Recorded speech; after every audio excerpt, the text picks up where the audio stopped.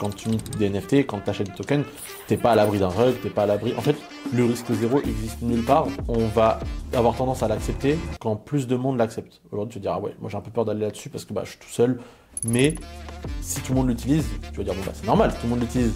Ça a été pareil avec FTX. Le Web3 c'est voué à tellement grandir. Moi, la mass adoption ne se fera pas dans les 5 prochaines années. Pour moi, c'est plus 10-15 ans. Là, justement, sur les mêmes coins, il y a un peu une guerre en ce moment entre deux protocoles. Donc, Pump.Fun et Raydium qui se répondent un peu chacun leur tour. Pump.Fun a annoncé le lancement de leur propre DEX, leur propre plateforme d'échange PumpSwap. Mais c'est comme Lidl, tu vois. Lidl, ils ont eu leur propre magasin. Ils se sont dit, bah, tu sais quoi, on va faire nos propres pizzas, on va faire nos propres marques. Aujourd'hui, tout le monde connaît les Silvercrest de chez Lidl. Tu vois. C'est à eux, c'est leur marque. Et à chaque moment, personne se dit, pourquoi ça fonctionne? Ça fait depuis avril 2021 que je suis sur Solana. Le but, c'est d'aller chercher un peu d'argent comme tout le monde au début quand on arrive. Je voulais faire 100 000 $ en 1 an et demi. Avec le bull run, je l'ai fait en 6 mois. Je veux dire, c'est n'importe quoi d'avoir fait autant en 6 mois. Bienvenue sur le podcast de Cryptost. Aujourd'hui, on reçoit Kuga de Solana Foundation et on va parler évidemment de Solana. Kuga, je te laisse te présenter en quelques phrases. Merci pour l'invitation. Déjà super content encore de parler de Solana encore une fois. Les gens me connaissent par le nom de Kuga. Mon vrai prénom c'est Marwan Essaidi. Vu que ça commence à se professionnaliser de plus en plus, je commence à donner mon vrai prénom aussi. J'ai 27 ans, ça fait depuis avril 2021 que je suis sur Solana. Je me suis mis dans les NFT pendant le Solana Summer. Peut-être les gens de Solana se souviennent du mint d'Aurori, etc., etc. Donc on s'en souvient bien. Beaucoup d'argent. Le but c'était Moi j'ai beaucoup aimé Solana au début. Le but c'était d'aller chercher un peu d'argent comme tout le monde au début quand on arrive. Et j'ai vraiment beaucoup aimé. Pour te faire l'histoire courte, moi étudiant, je commençais à être prof, j'avais pas d'argent. J'arrive sur Ethereum et on me dit free mint c'est 54 $. C'est bizarre, free avec 54 $, ça fait beaucoup. On me dit si tu veux pas payer, va sur Solana. Parce qu'à cette époque, les frais sur Ethereum étaient délirants. Bull run, bull run à mort. Alors que là, actuellement, bon. Ouais, c'est un peu moins. Ça va, c'est un peu moins. Et on me dit va sur Solana, blockchain des pauvres. Je me suis dit mais c'est exceptionnel. C'est là où va y avoir tout le monde du coup, tous mes potes, les gens qui n'ont pas d'argent. Du coup, j'y suis allé, j'ai mint mes premiers trucs, Gecko, Aurori, tout ça. Et ensuite, j'ai beaucoup aimé comment ça fonctionnait. L'interface utilisateur est exceptionnelle. On peut pas dire que Phantom n'est pas attirant. Quand tu compares à MetaMask, quand tu voulais utiliser Avalanche, il fallait mettre les trucs et tout. Et je me retrouve dans Solana. Et moi, comment je me suis retrouvé dans la crypto, pour aussi raconter vite fait. À la base, je voulais juste rendre le cours de mes élèves de la géographie. Parce qu'en France, on est beaucoup histoire. Je me suis dit, peut-être ce cours de géo va être un peu plus sympa. Et vas-y, ça parlait des pays émergents. Nigeria, Inde, etc. Et ça a parlé de crypto. Je me suis dit, attends, c'est exceptionnel la blockchain, etc. Du coup, je suis tombé dedans. Et ensuite, Solana, super rapide, facile, pas cher, trop bien. Et je me suis dit, j'ai envie de me doxer. Et je me suis donné un objectif financier sur 1 an. Je voulais faire 100 000 $ en 1 an et demi. Vu que c'était le bull run, on pouvait y croire. Et avec le bull run, je l'ai fait en 6 mois. Donc déjà, c'est n'importe quoi d'avoir fait autant en 6 mois. Et je suis passé full time quelques mois après. Et à partir de là, je me suis dit, maintenant, il faut que j'arrive à trouver un boulot. J'ai pas trouvé de boulot, je bossais à droite à gauche, dans le Web3, avec l'argent que j'avais. Et on arrive à l'épisode FTX. Peut-être que c'était une bonne transition du coup d'en arriver à ça. Justement, FTX, pour ceux qui ne savent pas, pour ceux qui arrivent peut-être en 2023-2024, normalement tout le monde en a entendu parler à peu près, même dans le monde traditionnel, parce que ça a fait grand bruit. Exactement. Est-ce que tu peux revenir un peu sur l'épisode, sur ton histoire d'ailleurs avec FTX? Exactement, du coup, là j'ai un peu plus de 100 000 $ au total sur des wallets et je me dis FTX qui investit beaucoup dans Solana, qui est grand partenaire de pas mal de projets, too big to fall, valorisation à 92 milliards à ce moment-là, sponsor de Mercedes, des stades de basket, impossible que ça tombe. Du coup j'ai mon argent là-bas que je retire tous les mois pour payer mon loyer. Et en fait, Breakpoint, le lendemain de Breakpoint. Donc Breakpoint, c'est une conférence dédiée à Solana. C'est la conférence de fin d'année de Solana, où en fait tout le monde se retrouve pour avoir les grosses annonces de Solana, tout le monde se retrouve pour plein d'événements, enfin c'est une semaine exceptionnelle. Et le lendemain, tout le monde prend l'avion pour rentrer, sauf que beaucoup sont dans l'aéroport, et on voit que ça commence à se fricoter entre CZ de Binance et Sam de FTX. Et là, ouais, tu vois, je vais lâcher. Bref, une histoire où ça commence à se fricoter et ça commence à dire, ouais, on va révéler des trucs. Sauf que FTX, bref, il y a une grosse discussion, pour pas rentrer dans les détails, et FTX n'arrive pas à prouver qu'ils ont de la liquidité. Avec leur Alameda Research, en gros, hein, je fais vraiment des grosses phrases. Hein. Et en fait, tout le monde commence à retirer son argent d'FTX. Sauf qu'à un moment, ils bloquent les retraits. Toi, t'as pas eu le temps Et de j'ai retirer. pas eu le temps parce que bah, j'étais dans l'avion. Et il y en a qui ont pris l'avion, qui ont découvert la fin de l'histoire quand ils ont atterri chez eux. Et ils étaient en mode, mais qu'est-ce qui se passe? Et du coup, tout mon argent est bloqué. Et là, je suis en mode, bon, bah, il me reste quelques mois de runway parce que bah, du coup, j'avais quasiment tout dessus. J'avais un peu d'argent pour vivre. Et j'avais mon argent avec lequel je m'amusais pour faire des mints, du trade, quoi, pour m'amuser. Et là, je me dis, ah ouais, c'est chaud quand même. Et du coup, bah, FTX, bah, faillite, bref, une grosse histoire où ça met vraiment tout le monde dans l'embarras. Et moi, pareil, et je me dis, bon, bah, faut que je trouve un job stable maintenant. C'est bon, je me suis bien amusé. J'ai 4-5 mois où je peux vivre comme je vivais, donc correctement. Mais faut que je trouve un truc. Je commence à demander à travailler avec des boîtes. Tensor, ils ont 0,5% de market share à ce moment-là. La discussion se fait, etc. J'ai demandé à Glow Wallet aussi, qui avait une open position. Sauf qu'à un moment, j'ai bossé avec les Lucid Drake, où je m'occupais un petit peu du community management. Donc Ça, Daily News. C'est des projets Ouais. toujours crypto. Hein. Lucid Drake, c'est un projet one-one sur Solana, qui est exceptionnel d'ailleurs, avec des gens où en fait, fallait. Du coup, c'était des auctions à chaque fois, chaque semaine, pour rentrer dans le groupe. Et en fait, c'était des gens que je connaissais, qui m'ont invité, qui m'ont dit, bah, on te rémunère un peu pour subvenir un petit peu à tes besoins. En même temps, en échange, tu nous fais ça. Daily news, etc., etc., petite gamification du projet. Mais c'est pas suffisant pour vivre. Et je me dis, faut quand même que j'y arrive. Et un des founders, Dan de Lucid Drake, me dit, hey, on a un job pour toi à la fondation, rejoins-nous. Et en fait, La c'était pas fondation Solana. Ouais, à la fondation Solana, exactement. Maintenant, je veux dire fondation, mais c'est vraiment Solana. Hein. Et en fait, c'était pas une open position. En fait, c'était vraiment. J'ai peut-être omis ce détail avant, mais pendant une bonne année, j'avais une émission qui s'appelait Solana Session, tous les dimanches soirs, où je revenais sur toutes les news de Solana. Ok. Donc à ce moment-là, je connaissais plus de 95% de ce qui se passait sur Solana, des builders sur Solana. Et, et à la fondation, ils ont dit on a besoin de quelqu'un qui connaît bien Solana, parce qu'il faut quelqu'un qui connaisse les grants. Donc c'est-à-dire que s'il y a un dossier qui arrive, il faut que la personne qui review le dossier sache si ce type de projet existe déjà, si ce type de projet fonctionne, si ce type de projet a de l'audience. Et comme ça, il peut vraiment apporter un jugement vraiment correct sur le dossier. Ouais, Et, parce que les grants, en fait, c'est les fondations. Donc, certaines fondations vont donner de l'argent Ouais. pour que des projets, pour que des développeurs viennent construire des applications sur la blockchain pour justement qu'il n'y ait pas juste une technologie, mais qu'il y ait des applications pour Ouais. le public pour attirer des utilisateurs. Exactement, c'est exactement ça. Et du coup, bah, on m'a fait rentrer dans les grants directement. Je pense que je me suis jamais autant battu pour un poste. Peut-être pour le poste de Jito après, dont on va parler.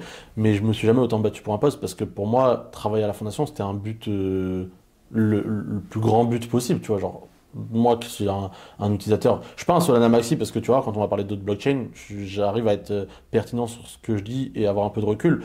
Mais j'avoue qu'à ce moment-là, j'étais en mode, bon, bah, j'y vais, tu vois, je suis dedans et j'ai besoin Ouais. de job aussi. Tu vas aider aussi au développement, tout simplement, de la blockchain. Quoi, de Ouais. Solana. Et ça fait vraiment plaisir quand tu arrives et que pendant un an, tu as fait ça dans ton coin en France et que tu as un peu apporté ta patte en France sur Solana. Tu te dis, bon, bah, c'est bien, c'est récompensé.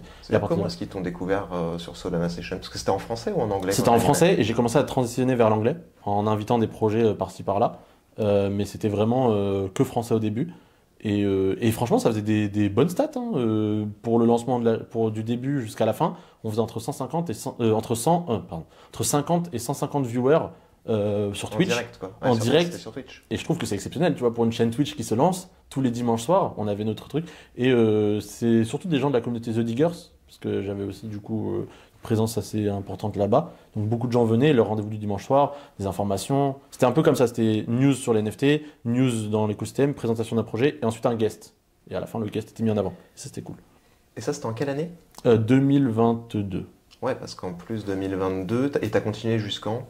Bah, toute l'année 2022 en fait. Ok. C'était toute l'année 2022. Parce que FTX, c'est arrivé fin année 2022, c'est ça? Exactement. Et J'ai arrêté après- genre un mois avant FTX, je Ah pense. ouais, FTX, ouais. ok. Parce qu'en fait, ça me rapportait pas et je dépensais beaucoup.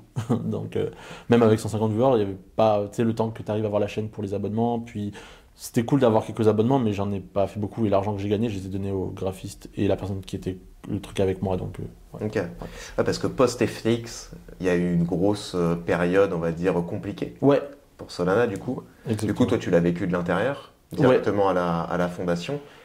Comment ça se passe? En fait, à la fondation, moi déjà, j'étais en train d'apprendre comment gérer des grants. Je t'avoue, j'étais un peu focus sur mon truc. Mais en partant d'abord de la communauté, ce qui était vraiment intéressant, c'est qu'il y a eu jusqu'à un mème qui s'appelle les 75 devs sur Solana, parce qu'il faut savoir qu'on a appris beaucoup, beaucoup de fake news. Mais quand je te dis beaucoup, c'est arrivé jusqu'au point où Sam, SBF, il avait un bouton on-off de la blockchain Solana sur son bureau, tu vois. Et il y a des gens qui ont cru. Donc, arrivé à ce Ça stade-là. pouvait se tenir, hein. Oui, Vu le nombre de fois où ça s'est arrêté. voilà, mais ça aussi on pourrait en parler, ça aussi on pourrait en parler. Mais tu vois, genre, c'était ouf qu'il y ait tellement de fake news où les gens disent bah oui, c'est possible, enfin c'est vrai, tu vois. Et bon, hein, il y a eu cette fake news où les gens disent bah sur Solana, il n'y a plus que 75 devs. Et bah, d'un côté, je peux y croire parce que vu le peu de nombre de personnes qu'il y avait, ok. Mais du coup, c'est devenu un même où les gens ont commencé à faire des groupes un groupe qui s'appelle le 75 devs groupe, qu'aujourd'hui est un groupe de devs exceptionnel avec les plus grands devs de Sol. Et en fait, ce qui s'est vraiment passé pendant cette période, moi en tant qu'utilisateur, c'est que tous les gens qui étaient autour de moi, donc je pense à Rebecca qui était lead Super Team Germany, Henri qui a travaillé à Ultimate, qui aujourd'hui a aidé pour Bankbot, des gens qui en fait ont pris une décision de rester et de construire quelque chose et de devenir spécialistes de leur domaine. Aujourd'hui, ces spécialistes de leur domaine ont tous pris une place importante dans Solana, plus ou moins dans leur domaine, et c'est ça qui est bien. C'est-à-dire que toutes les personnes qui sont restées, quasiment toutes, hein, j'ai pas non plus tous les détails, mais la majorité des gens qui sont restés, qui ont donné leur moment pour Solana à ce moment-là, ont une place importante dans Solana, et c'est vraiment trop gratifiant de voir ça, tu vois. Et moi, de l'avoir vécu dans la fondation, c'était beaucoup de focus sur, ok, il faut que la tech, elle reste comme elle est, et qu'on arrive à garder cette résilience dans Solana. Donc on va continuer comme si, comme on a voulu faire. En fait, Solana, d'un point de vue extérieur, il y avait quand même une communauté extrêmement solide après ce qui s'est Ouais. passé Ouais. avec FTX. Il y avait quand même une très grosse communauté de gens Ouais. qui n'ont pas lâché malgré tout ce que ça s'est pris, malgré le cours qui a dévissé jusqu'à 16 dollars, je crois même 12 peut-être. C'est descendu à 8. À 8. C'est descendu à 8. Et je pense qu'à ce moment-là, je t'avoue qu'être descendu au-dessous de 10, je pense que c'est la seule fois de toute ma vie sur Sol où j'ai douté. C'est la seule fois où je me suis dit, 8 c'est chaud quand même. 8 c'est chaud. Alors que le price action, je t'avoue, je m'en fous un peu. Mais Et on est remonté à combien là on est récemment? monté à 293, Ouais. 292, un truc comme ça. Ça fait un beau retour. Ouais. Mais ouais, ça a été. Je t'avoue que de l'intérieur, c'était un peu dur. En mode de bon, bah, on n'est pas beaucoup, mais vas-y, tu vois, j'ai un truc stable qui me permet de vivre. Je vais continuer à me donner pour faire avancer les choses. Tu vois. Et justement au niveau de la fondation, parce qu'ils avaient encore de l'argent, tout était. Parce qu'il y avait aussi cette rumeur comme quoi tout l'argent de la fondation était sur FTX et donc était gelé, bloqué. Non, en fait, je veux pas parler au nom de la fondation. Je veux parler au nom des choses que je sais. Donc là, c'est au nom de Kuga. En fait, il y a plein de projets qui avaient de l'argent dans FTX. C'est sûr, même Solana a dû avoir de l'argent sur FTX. Mais je pense, tu vois, des projets comme Aurori, comme Star Atlas. Tu Ah vois. oui, j'avais vu que c'était peut-être même une condition de Ouais, déposer. ouais, les c'est fonds, ça. En fait, c'est ça. Il y avait de l'investissement et du coup, voilà. Mais après, je veux pas dire de bêtises. Donc, tout ce que je dis, c'est à prendre avec des pincettes sur ce sujet-là. Parce que je parle dessus de projets qui sont aujourd'hui toujours exceptionnels et j'ai pas envie de leur faire des fausses rumeurs. Mais ouais, il y avait beaucoup de choses, beaucoup de gens qui posaient sur FTX parce que c'était plus facile pour nous. Il n'y avait pas de frais si tu utilisais si je me trompe pas, si tu faisais des transactions de FTX à la blockchain Solana, tu n'avais pas de frais de trucs, de dépôts, etc. Donc c'était super simple. Et FTX est toujours mis en avant. Et pour nous, il y avait Binance et FTX. Tu vois, il y avait vraiment ces deux-là. Donc on allait plus facilement vers FTX. Surtout à ce moment-là, il y avait la BNB Chain. Et on se disait, bah, c'est un peu des concurrents, tout le monde les utilise, ils ont des jeux vidéo, enfin, ils ont des jeux aussi. Donc voilà. Et nous, la chance, je pense, qu'on a eue, c'est qu'il n'y avait pas de grosses blockchains concurrentes, comme aujourd'hui Aptos, Sui, Sei, qui étaient en avance et qui étaient en mode, bon, bah, maintenant on est là, bah, on va prendre la place de Solana. Parce que c'est possible qu'il y ait eu cette migration, enfin, il y aurait pu avoir cette migration de, ah ouais, Solana c'est mort, mais on va aller sur Sui, ou on va aller sur Sei, ou Aptos même. Ouais. Et heureusement, on était la seule qui était aussi attirante pour. Les Solana Killers sont arrivés un peu après. On a Ouais. eu les Ethereum Killers. Donc Ouais. Solana en faisait Ouais. partie. Puis maintenant, on a ce qu'on appelle les Solana Killers. Ouais. Comme tu l'as dit, Aptos, Sui. Mais on en reparlera un petit Ouais, peu exactement. après. Je voulais revenir sur ce que tu disais sur le bouton sur le bureau de SBF pour arrêter la blockchain Solana. C'est vrai qu'il y a eu plusieurs arrêts donc, de la blockchain. Ouais. 4, je crois, dans toute Je l'histoire. crois qu'il y en a eu 6 majeurs. 6, ok, 6 majeurs. Et bon, il y a des mèmes, en tout cas, on s'amuse Ouais. en disant que voilà, on reboot un peu la blockchain. Est-ce que tu peux nous expliquer un petit peu pour quelles raisons déjà est-ce qu'elle s'arrêtait? Ouais. Si je dis pas de bêtises, parce qu'il y avait la possibilité de connaître les prochains validateurs et de potentiellement les DDoS. Alors, alors il y a plusieurs explications, j'imagine, il y a différentes causes. Mais est-ce que tu peux revenir sur peut-être la principale ou les deux principales? C'est super simple. Je vais reprendre les mots de Mert, de CEO of Elus, qui a expliqué avec les bons mots et en détail, et surtout qui a donné des sources vérifiables. Sur les 6, peut-être je me trompe sur le nombre, hein, mais sur ce que je vais dire, je me trompe pas. C'est que tous les outages majeurs, c'est tous des raisons différentes. Donc à chaque fois, quand on a réussi à pallier le problème, à chaque fois derrière, il n'y avait plus de panne pour ce problème-là. Donc parfois, ça a été par exemple, le cas pendant le mint de Mad Lads.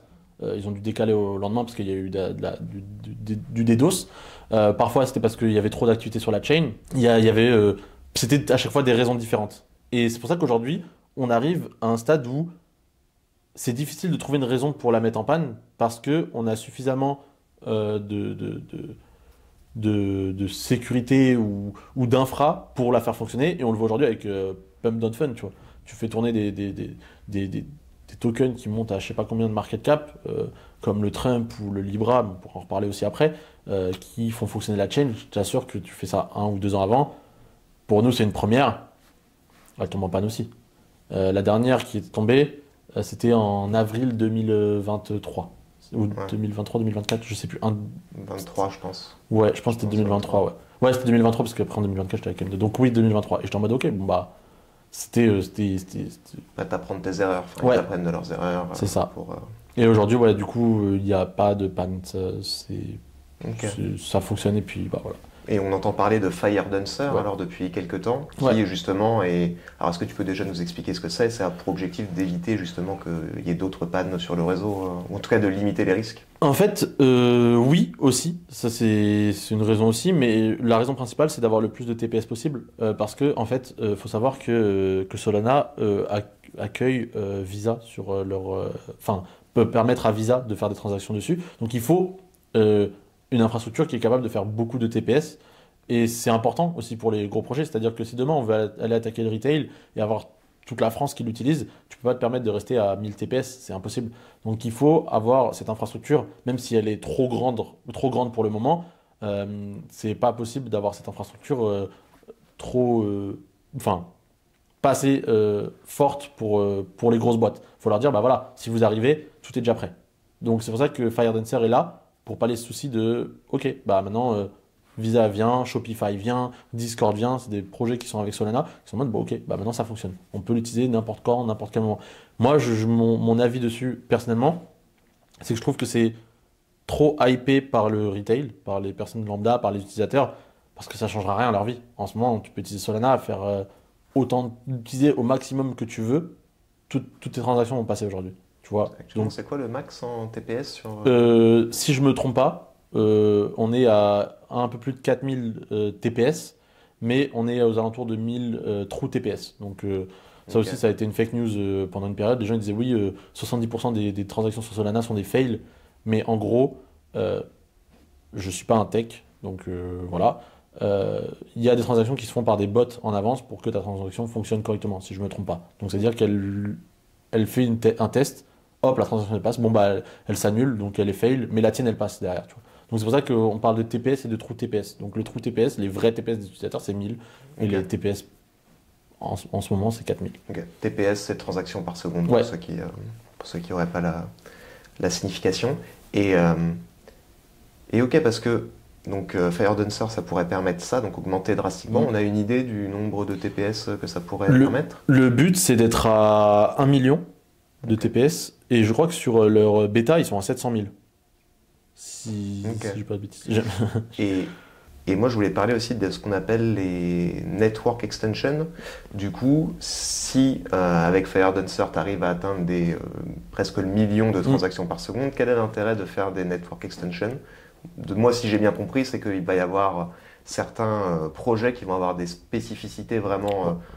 ils vont avoir besoin, par exemple, d'un temps de latence minime pour faire du gaming, par exemple. Exactement. Ce genre de choses-là qui n'est pas possible actuellement, même si on augmente le nombre de transactions par seconde. Exactement. Donc c'est bien que tu mentionnes ça parce qu'on parle de Sonic, par exemple, qui est une network extension. Et moi, je veux juste revenir sur le nom, parce qu'en fait, on nous a attrapé notre veste, enfin, on a attrapé la veste de quelqu'un de la fondation, Chase. On lui a dit arrêtez de faire semblant, vous utilisez le mot network extension alors que c'est des L2. Donc Layer 2, ce qui est utilisé par Ethereum, exactement. et ce qui est la cause ou peu importe du fait qu'en fait les liquidités sont fragmentées partout sur Ethereum et les gens peuvent attribuer ça à une perte d'intérêt du token et donc du prix qui se reflète, parce que ça ne se reflète pas sur le prix et que le prix est à moins de $2000 quand on tourne le podcast. Exactement. En fait, c'est ça qui est bien, c'est que avec nous, le but, c'est pas de se dire, ok, avec sur la fondation, le but, c'est pas de se dire, ok, on va créer des mots pour créer des mots. On n'est pas là pour s'amuser. Et du coup, pour revenir à cette interaction qu'il y avait sur Twitter, où quelqu'un dit, arrêtez de faire semblant, arrêtez de donner des noms pour faire genre, moi, je trouve que c'est super important, le nom. C'est-à-dire que si demain, tu arrives et tu dis, oh, les L2 arrivent sur Solana, les gens, ils vont être, on veut pas de ça. Sauf que tu ramènes Firedancer, tu ramènes Sonic, tu appelles ça des network extensions, les gens vont dire qu'est-ce que c'est? Et en fait, dans ces cas-là, nous, les network extensions, qu'on a sur Solana, ce ne sont pas des compétiteurs avec Solana. C'est-à-dire que Sonic, lui, va apporter une infrastructure pour le gaming, pour les gamers, et le but, c'est de faire en sorte que Sonic cohabite avec Solana, ne sorte pas de cet écosystème, et que les gens qui veulent aller dans le gaming et du coup jouer à un jeu utilisent l'infra Sonic sans s'en rendre compte. Mais pour eux, ils sont toujours dans Solana. Demain, tu vas sur Polygon, tu vas sur un L2, tu te rends compte que tu as changé. Tu sais que t'es pas, tu sais que tu es dans une autre sorte d'écosystème. Ouais. Alors, je suis pas un utilisateur, donc. Après, au niveau du token, comment ça se matérialiserait? Est-ce que ce serait toujours, est-ce que tu paierais toujours tes frais en sol, ou est-ce que des Sonic qui lancent aussi leur token du coup? Normalement, les frais de ce que j'ai vu sur Sonic, les frais sont toujours en sol. À revérifier cette information. Mais après, peut-être que ça évoluera comme ça pourrait évoluer pour les L2 sur. Mais Ethereum. du coup, mais c'est ça qu'on veut pas, c'est que on veut pas qu'il y ait de compétition entre Solana et les network extensions. Le but. Ouais, mais le plus gros risque, c'est aussi de fragmenter ta liquidité. Exactement, c'est ça aussi. C'est le cas sur Ethereum, c'est-à-dire que sur Ethereum, il y a peut-être, je dis n'importe quoi, 50 milliards de liquidités, mais il pourrait y en avoir 200 milliards si on reprend les liquidités qu'il y a sur Base, si tu reprends les liquidités qu'il y a sur Arbitrum, etc. C'est ça. C'est ça, c'est pour ça que le but, c'est vraiment pas qu'il y ait de compétition et que les gens disent, bon, ok, maintenant on va aller chercher tous les utilisateurs de Solana, on va les ramener chez nous. En fait, on veut juste des endroits où les gens se disent, ok, moi, j'ai besoin de construire un projet qui a besoin de beaucoup de TPS, hop, je vais aller utiliser Firedancer. Tiens, je veux avoir un projet gaming où je joue à des jeux vidéo, hop, je vais aller sur Sonic. Et d'autres network extensions qui sont là pour des raisons spécifiques, tu vois. Par exemple, moi, je prends beaucoup l'exemple de Google, où en fait Google, c'est une grande infra de base. Après, tu vas sur Gmail, tu as Google Drive, etc. Et au final, tu utilises toujours le même mail pour aller partout. Normalement, le but des network extensions, c'est d'utiliser toujours le même wallet, avec les mêmes sols, avec les mêmes infras, pas les mêmes infras, parce que du coup, tu vas sur des network extensions, mais la même façon d'utiliser Solana, tu l'utilises de la même manière ailleurs, tu vois, avec les mêmes outils, c'est ça que je voulais dire. Ok. Et du coup, là, pour le moment, il y a combien de network extensions? Il y en a deux qui sont pour moi importants, donc Sonic et Firedancer, mais il y en a d'autres qui sont en train de se construire. J'ai pas les noms, j'ai pas envie de dire de bêtises, du coup, j'ai pas les noms, mais je sais qu'il y en a 2-3 autres qui sont en train de se construire en tant que network extension sur Solana. Ouais. Ok. Bon, on suivra ça, de près. Et je voulais aborder là maintenant le sujet plutôt des meme coins. Tu as parlé avec Trump, avec Melania, Libra, bref, il y en a eu un certain nombre. Et là, on parle que des meme coins les plus connus, on va dire, ceux qui ont fait le plus de bruit. Mais sur Solana, on a connu une vague de meme coins absolument incroyable en 2024. Ouais. Du coup, là, ça commence quand même à se calmer, on va dire. Comment est-ce que vous l'avez vu, vous, de votre point de vue, au niveau de la fondation, de ton point de vue à toi? Est-ce que bonne chose, parce que ça génère de l'activité, ça génère du revenu? Mauvaise chose, parce que ça peut dégrader l'image de Solana auprès potentiellement du grand public? Parce qu'il y en a beaucoup qui disent que voilà, si tu veux te faire rug, tu vas sur Solana. Comment est-ce que vous avez vu ça? Alors d'un point de vue personnel, moi ce qui m'a marqué, c'est que même avec des utilisateurs de Solana, ils arrivaient à me dire c'est nul, il n'y a que des meme coins sur Sol. Alors que c'est des gens qui utilisent Solana toujours. Et je suis en mode mais les gars, pas du tout. Pas du tout. Et en fait, je me suis rendu compte qu'il y a vraiment deux narratives différentes. Il y a celle de la communauté, donc qui était meme coin. L'année dernière, on a même eu airdrop pendant une période. Donc c'est la communauté qui décide, c'est les projets qui font que, c'est pas du tout dans les mains de la fondation. La fondation ne va pas push, ne va pas empêcher, rien. C'est-à-dire que il il n'y a eu aucun mouvement de la part de la fondation sur ces sujets-là. Et il y a les narratifs de la fondation qui, eux, sont importants, du coup, pour nous. L'année dernière, ça a été Payment, RWA et Stablecoin. Et cette année, c'est plus Consumer App, comme Time.fun, etc. Ok, RWA, donc la tokenisation. Ouais, exactement. Ah ouais, cette année, vous pensez pas que Si. c'est l'année de la... En Tout le fait, monde dit 2025, l'année de la tokenisation, les institutionnels qui arrivent avec BlackRock, etc. etc. en fait, quand on a un narratif, c'est pas parce qu'on n'en parle plus qu'on n'en veut plus. C'est-à-dire qu'on va l'avoir. On l'a eu. En fait, on faisait un focus en 2024 pour que les entités qui sont chez nous, comme Super Team ou que des projets sur Solana, se disent ah, je devrais peut-être commencer à discuter avec la fondation pour voir comment ils peuvent m'aider pour les connexions, comment me connecter pour comprendre ce qu'ils ont besoin. Mais ça n'empêche pas qu'en 2025, on garde un œil dessus et c'est quand même très important pour nous. Mais on va quand même essayer d'avoir un coup d'avance sur toutes les autres blockchains en se disant ok, bah peut-être que ce sujet-là, il est hyper important pour l'année prochaine. Bah tu sais quoi, cette année, Consumer App, hop, et voilà. Ouais, parce que Consumer App, c'est les applications qui vont être utilisées par le Exactement. grand public. C'est un peu le rêve de toute blockchain. Honnêtement, Pum.fun, est-ce que tu peux considérer ça comme une Consumer App? Dans sa façon d'utilisation, oui, parce que c'est simple. Mais est-ce que ça va être pour le grand public? Je sais pas, parce qu'on parle d'invest, tu vois, c'est pas... Ouais, mais est-ce qu'au final, de toute façon, dans la crypto, tout, Oui. tout revient Oui, tout revient à de l'investissement. C'est vrai. C'est de la crypto-monnaie, on peut appeler ça, il y en a qui Oui. disent crypto-actif, mais bon, crypto-monnaie, tu t'échanges de la valeur, quoi. C'est vrai, c'est vrai. Non, mais pour revenir juste sur ce point-là où tu disais, oui, du coup, cette année, en fait, moi, je veux donner un exemple. Par exemple, l'année dernière, on a ouvert les grants pour les projets IA. On l'a ouvert début 2024. Tu vois, aujourd'hui, on se rend compte que l'IA, c'est un très gros projet. Et c'est pour ça qu'on on se permet de, on va dire, pré-shot certains sujets. On se dit, faut qu'on soit un petit peu en avance, faut qu'on arrive à booster, faut qu'on ramène les gens de chez nous. On va pas aller les chercher. C'est un truc qu'on fait absolument pas. À part si tu t'appelles Nike ou Disney ou tout comme ça. Là, on va peut-être aller le chercher. Mais tu vois, on va dire, ok, bah là, on va ouvrir des grants pour l'IA. Ça a été le cas l'année dernière. Hop, on va ouvrir des grants pour tel sujet. On va ouvrir des grants. Et parfois, il y a des sujets qui vont pas forcément bien fonctionner. On va se dire, bon, bah, ok, on a essayé, mais bon, on va continuer. Et au moins, c'est accessible. Au moins, c'est là. On veut que les gens aient l'accessibilité à tous les sujets et se disent, bon, bah, maintenant, je peux trouver mon bonheur sur Solana, tu vois. Et là, on fait pareil avec Consumer Apps. On a eu l'année dernière les sujets dont j'ai parlé. Mais ça ne nous empêche pas de garder un œil dessus et de se dire, bon, bah, on va continuer avec. Ok. Et pour revenir sur Pump.fun, Ouais. alors, Pump.fun, comment vous l'avez vu, C'est vrai. cette évolution-là vous l'avez pris, comment vous l'avez pris? Est-ce que pour vous c'était une bonne chose, mauvaise chose? Parce que ça génère du revenu du coup pour Solana, mais ça peut dégrader l'image d'un autre côté. Ça peut peut-être dégoûter des gens qui ne reviennent plus jamais dans la crypto ou sur Solana parce qu'ils se sont fait arnaquer. Donc on dit rug parce qu'ils ont investi dans un même coin qui au final était une arnaque et qui retombe à zéro. Puisqu'il y a quelques chiffres qui étaient sortis, je crois que c'est 80 ou 90%, peut-être même plus des gens qui perdent de l'argent quand ils achètent un même coin sur Pump.fun. Ouais, c'est pas étonnant. Et moi, je vais te donner un sentiment personnel, c'est que y a plein de gens qui sont arrivés, ils ont dit ouais, Kuga, comment ça se fait que Trump il est chez vous? Tu vois, les gens qui sont pas forcément, qui n'ont pas connaissance de la blockchain, des gens autour de moi connaissent juste le fait que je travaille dans Solana. Ils me disent ouais, mais comment ça Trump il travaille avec toi? J'étais en mode bah. T'as déjà appelé Trump Bah, j'ai dit bah en fait j'avais besoin de lui. Non, j'ai juste dit bah non en fait nous on est juste un infra et n'importe qui, le pire des criminels peut l'utiliser comme le meilleur humain de cette planète peut l'utiliser. En fait nous on apporte juste une infra et tu vois on va pas en fait j'ai l'impression que c'est un peu la même avec Telegram. On a remis la faute du founder de Telegram sur le fait qu'il y ait des discussions illégales ou de trafic illégal sur sa plateforme. Bah, je suis désolé, c'est-à-dire qu'on devrait fermer Twitter, on devrait fermer Facebook, on devrait fermer WhatsApp parce qu'il y a des discussions illégales. À ce moment-là, arrêtez aussi les opérateurs téléphoniques, tu vois.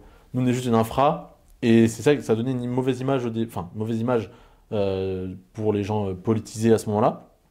Et ensuite, pour les utilisateurs, pour les gens de la blockchain, c'est surtout arrivé au moment du Libra où en fait, ouais, ça a été assez grave. Le sentiment qu'on a eu par rapport au grand projet dans Solana, ça a été beaucoup de on change pas notre façon de travailler, ça change rien. Le bon côté, c'est qu'on a prouvé aux gens que la blockchain, elle tient avec autant de transactions. Elle tient, elle a eu aucun souci, et ça, c'est très bien, elle est battle tested, comme on dit, et ça, c'est bien. Ça n'a pas changé la façon dont on a travaillé, la façon d'approcher. Je t'ai dit, on n'intervient pas sur ce genre de narratif de la communauté. Ce serait bizarre. Et ça enlèverait le naturel du truc, tu vois. dire ah ouais, bah nous aussi, désolé, je sais qu'il y a des blockchains qui l'ont fait et je veux pas jeter la pierre à ces blockchains-là, mais ce serait bizarre de dire, nous aussi on fait des mêmes coins, venez voir. Ou nous regardez, nous aussi on va push les mêmes coins encore plus. Du coup, même pour te dire, tu vois, moi dans les grants, quand quelqu'un demande un grant avec les mêmes coins, je dis non, c'est pas du tout notre narrative. Nous on veut quelque chose de stable sur les 10, 15, 20 prochaines années. Et voilà. Et c'est vrai que j'ai senti un froid quand il y a eu Libra, parce que Libra, il y a eu toute une affaire aussi autour des plateformes, et notamment d'une plateforme qui permet de trader des meme coins, ou en tout cas qui apporte de la liquidité pour le trading de meme coins, donc Meteora. Exactement. Et donc il y a eu des liens avec d'autres meme coins lancés, donc Libra on peut appeler ça une arnaque ou pas, au final je pense qu'on peut appeler ça une arnaque, et donc qui a été orchestré par peut-être un membre de l'équipe de Meteora, au moins un qui était impliqué en tout cas. En fait, je veux pas dire de bêtises. Déjà, sachez que moi j'ai trade aucun meme coin, pour te dire vraiment aucun.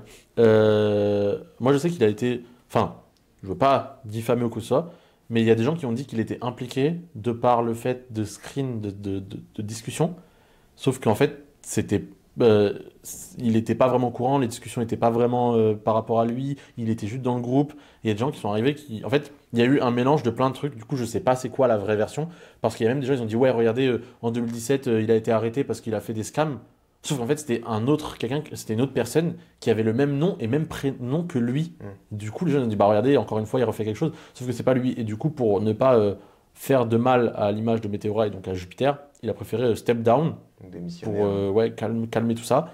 Alors que je ne sais pas la vérité, mais il y a eu plein de rumeurs sur les rumeurs que j'avais vues, c'est qu'il était au courant de ce qui se préparait, mais qu'il n'avait pas forcément dénoncé ou averti de ce qui était en cours de préparation. Donc, comme quoi, ils allaient retirer de la liquidité, ou en tout cas qu'ils allaient se gaver un peu sur le dos du retail, comme on dit, des particuliers. Ouais, après, j'ai pas tous les détails de l'histoire, j'avoue, donc j'ai dit ce que je sais. Mais bon, c'est encore quelque chose, c'est quelque chose en plus qui est peut-être un peu négatif aussi pour l'image généralement de la blockchain. Ouais. Solana pour le coup.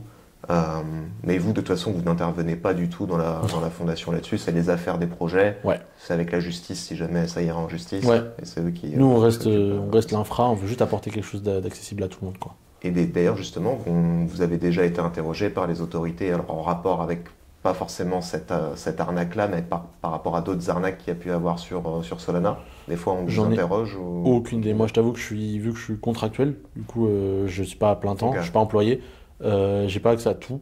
Et heureusement, comme ça, moi, je reste dans mon coin, je fais mes trucs, tu vois. J'ai pas envie qu'on vienne beaucoup me. Enfin, il y a beaucoup de gens qui viennent me demander beaucoup parce que je suis le mec qui donne de l'argent pour les gens. Donc, j'ai mes DM bien remplis. Donc, ça m'arrange que j'ai pas plus de réponses, enfin, pas plus d'informations. Et non, je ne sais pas du tout. Je n'ai aucune information. Et moi, j'ai la même mentalité que plein de gens à la fondation, c'est-à-dire. Peu importe ce qui se passe, le but c'est de continuer de l'avant, de proposer quelque chose qu'on a toujours voulu proposer, donc une infra utilisable, une infra parfaite, même si on en est loin, parce que pour moi, le Web3 c'est voué à tellement grandir que je pense que moi, la mass adoption, il ne se fera pas dans les 5 prochaines années. Enfin, je pense, pour moi c'est plus 10-15 ans. Parce que je prends l'exemple d'un truc, c'est les adresses mail, tu vois, où tout le monde disait, tout le monde va avoir une adresse mail c'est sûr et tout. Et au final, tu vois, mon père, il l'a eu 25 ans après la création des adresses mail, tu vois. Et pourtant, il utilise un téléphone, il utilise TikTok, il utilise YouTube, il utilise des trucs comme tout le monde. Mais tu vois, il y a des choses où moi, je pense, quand ça parle d'infra, d'outils, il faut prendre son temps.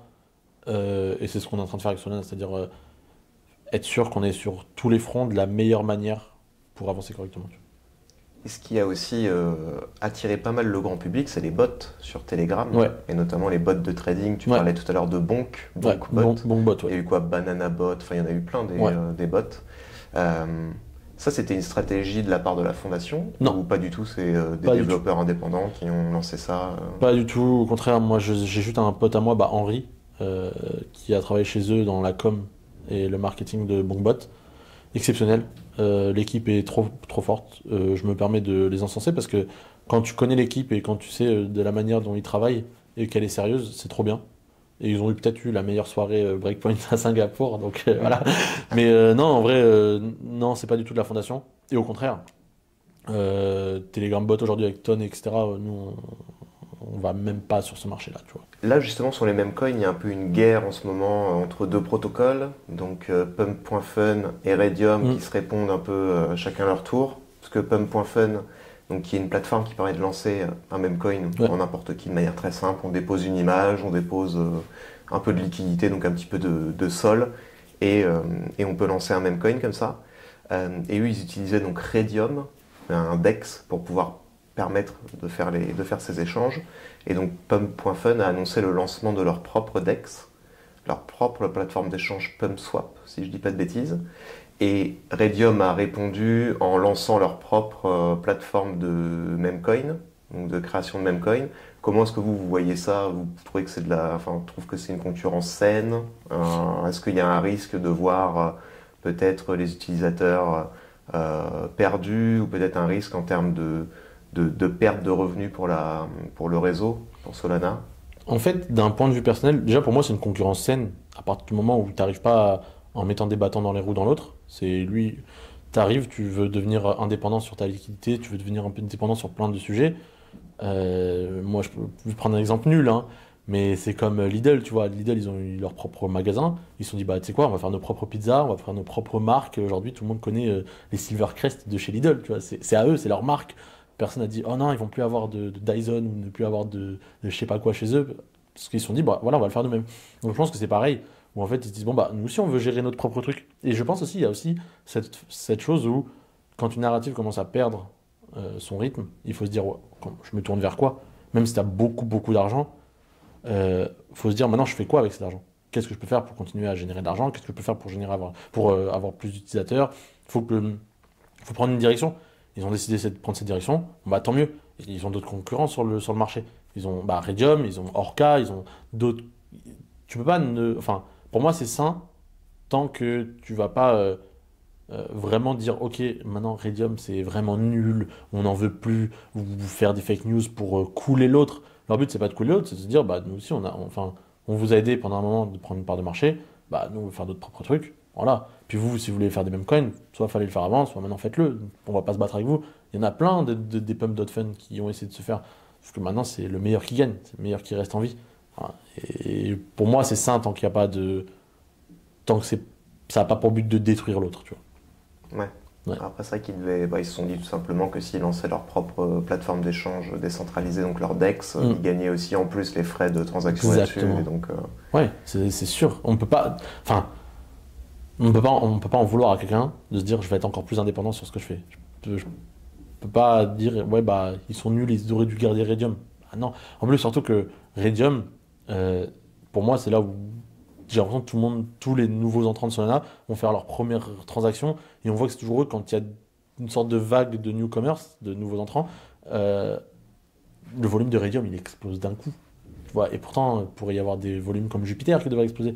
Pour moi, tu vois, Jupiter est beaucoup plus en place dans l'écosystème Solana que Raydium. Pourtant, Raydium fait plus de chiffres. Donc, Jupiter, c'est en plus un agrégateur de DEX, de plateformes d'échange décentralisées. ouais, mais enfin, leur swap, tu vois, Ah oui, par rapport aux fees, etc., ils font beaucoup moins que sur certains aspects que Raydium, tu vois. Ok. Dire, ouais, ok. Mais justement, Raydium, je crois que Pump.fun, ça représentait la moitié de leur transaction, Ouais, il me semble. ça quelque m'étonne chose pas. comme ça. Ça m'étonne pas. C'est assez Quand j'ai énorme. vu Raydium comme ça, j'ai dit, ah ouais, c'est pas mal. Ouais, donc c'est pour ça. Mais ça va être intéressant à suivre, voir un petit peu qu'est-ce que ça va donner Ouais. là-dessus. Vous n'avez pas forcément peur que Pump.fun accapare toute la mindshare, donc toute la part d'esprit, comme on dit, d'attention, toute l'attention sur Solana en dépend d'autres projets comme Jito, comme d'autres, comme la DeFi. C'est vrai que quand on parle de DeFi, on pense rarement à Solana, même si elle grossit Ouais. au fur et à mesure. Mais ça veut dire qu'ils le font bien. Enfin, si tout le monde les regarde, c'est qu'ils sont forts. C'est-à-dire qu'ils ont quelque chose qui est cool. Sur un terrain de foot, si tu regardes pas le défenseur, c'est que l'attaquant il est exceptionnel. S'il n'y a pas de ballon d'or qui est trop donné. C'est ça, moi je me dis, si quelqu'un est mis en avant, en fait, c'est ça aussi que moi je compare beaucoup. Moi j'aime pas trop, après je parle vraiment d'un point de vue très personnel, j'aime pas trop les gens. Enfin, c'est pas que j'aime pas les gens, c'est que j'aime pas cette phrase qui est ouais, les nouvelles générations sont nulles, ou regardez les applications qui sortent sont nulles. Et on a beaucoup ça, il y a eu beaucoup ça avec YouTube au début, tout le monde disait, ah, les gens regardent des vidéos, c'est nul. Les gens ils ont dit, ah, les gens ils regardent des gens jouer aux jeux vidéo sur Twitch, c'est devenu une norme. Ça a été pareil avec TikTok. Au final, regarde, c'est dans la tête de tout le monde. Et à chaque moment, personne se dit, ou très peu de personnes se disent, pourquoi ça fonctionne? Et les seuls gens qui se disent, ah, ça fonctionne parce que c'est comme ça, c'est des gens qui deviennent créateurs de contenu sur ces plateformes. Et moi, je me dis, si une plateforme fonctionne, moi, je vais me poser la question de pourquoi ça fonctionne, aller chercher, et si je peux aller en chercher, en tirer du bénéfice, de l'argent, ou même en dehors de plus de visibilité sur ma personne ou sur mes projets, bah, autant aller le faire. Personne ne va aller se plaindre d'un truc comme ça. C'est juste qu'on aime bien se dire, ah, on n'aime pas trop le changement. Déjà, en France, c'est déjà vraiment beaucoup le cas. Mais en plus, on n'aime pas le changement. On se dit, ça a été le cas de Bitcoin à Ethereum, de Ethereum à Solana, de Solana, de Pump.fun avec Radium. Enfin, chaque échelle est différente, mais on le voit. Chaque cycle, il y a des nouvelles trucs. Les gens disent, ah non, j'aime pas, moi je suis bien dans mon coin. Mais il faut aller voir, faut aller, on va en parler après avec les Solana killers. Mais moi, j'aime bien aller chercher ça. Et si Pump.fun a toute la lumière, c'est qu'il y a une raison. Il faut aller chercher la raison et faut se dire, bah ok, c'est ça qui marche bien. Bah pourquoi pas l'avoir ailleurs? Voilà, c'est mon point de vue personnel. Hein. Ok. Et du coup, je peux parler de DeFi sur Solana. Ouais. On voit que la TVL des stablecoins notamment grossit, continue d'augmenter. Qu'est-ce qu'il y a à faire en DeFi sur Solana? On va sortir un petit peu des meme coins, etc. Qu'est-ce qu'il y a d'autre à faire sur Solana d'intéressant en dehors de lancer son meme coin ou de trader des meme coins et perdre de l'argent? Et ben c'est le moment où je te parle des projets vraiment super intéressants et qui sont super quali pour moi. D'une part parce que l'équipe est exceptionnelle, parce que je connais les personnes et je sais que c'est des très gros bosseurs. Et de deux, parce que les projets sont très très intéressants. Premièrement, Camino, bon, pour avoir la chance d'avoir bossé avec eux pendant plusieurs mois, je connais l'équipe en interne et c'est des gens qui se la donnent. Littéralement qui se la donnent. J'étais là pendant le lancement de la V2, donc Camino qui est des vaults de tokens qui permet d'avoir des revenus passifs en fonction du risque que tu souhaites avoir sur certains tokens. Et ça, c'est des vaults. Tu prêtes en fait l'argent que les cryptos que tu déposes dans ton coffre-fort, dans ton En fait, t'as un vault de duo de tokens où en fait tu poses ton argent. J'ai trop du mal à vulgariser la DeFi en permanence. Ça, c'est vraiment un truc que. Tu vois, je sais comment ça fonctionne, mais alors le vulgariser, c'est un truc que j'ai du mal. En gros, tu poses un duo de tokens, on va dire Sol USDT ou Sol USDC. Et en gros, tu vas générer du yield farming par rapport à ce duo de tokens. Et c'est ça qu'on appelle le vault. C'est un vault de 2. Et tu vas générer avec en prêtant de la liquidité, ou en tout cas utilisant ta liquidité pour générer du rendement exactement, dans la DeFi sur Solana. Quoi. C'est ça, ouais, en prêtant ta liquidité pour d'autres du borrow lending sur Camino. Et je sais qu'il y a des gens qui vivent de ça. C'est-à-dire qu'il y a des gens qui posent du 150-200 000 dollars sur Camino, qui ont une API à 10%. Donc rendement, un rendement de 10%. Et qui prennent 1000, 2000 dollars par mois et qui disent, bah voilà, maintenant je vis grâce à Camino. Et Camino, ils méritent tellement leur high TVL. Quand je les ai rejoints, on était à 10 millions, quelque chose comme ça. Là, ils sont montés à plus de 2 millions, plus de 2 milliards il y a quelques mois, tu vois. Et là, ils sont à 1 milliard 900 000, un truc comme ça.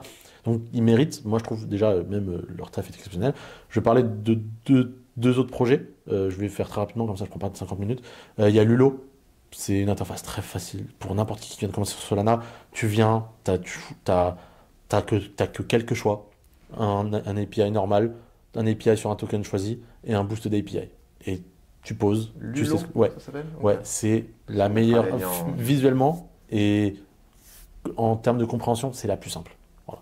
Les gars de Lulo avec Maurice, leur équipe qui travaillent de fou dessus aussi. Et je trouve qu'ils n'ont pas la lumière qu'ils devraient avoir. Ils n'ont que 15 000 utilisateurs. Pour moi, qui n'est pas beaucoup par rapport à ce qu'ils apportent. Tu peux aussi poser ton argent là-bas et l'oublier. Et voilà, moi c'est souvent ce que je fais. Camino, Lulo, c'est les deux que je préfère.